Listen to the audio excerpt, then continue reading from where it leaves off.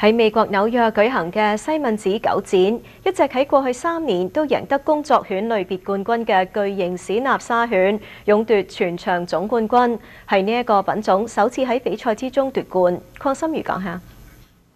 美國最享負盛名嘅西敏寺狗展，尋日迎嚟第149屆比賽，係自從2020年初新冠疫情以嚟首次回歸，被譽為全球最著名競技場嘅紐約麥迪遜廣場花園。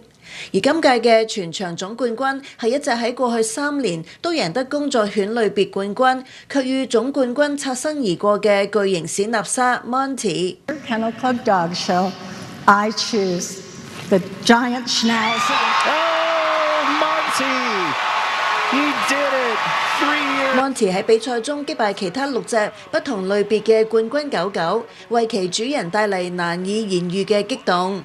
今次係呢個有接近150年歷史嘅盛事，首次有巨型史納沙犬奪得全場總冠軍。5歲大嘅 Monty 係充滿活力嘅史納沙，佢由服從度到體格方面都相當出色。佢個性大膽、自信，而且充滿活力。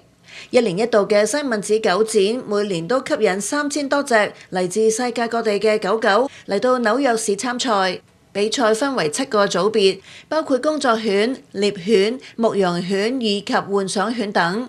每組都會選出冠軍，再從呢啲優勝者中選出全場總冠軍。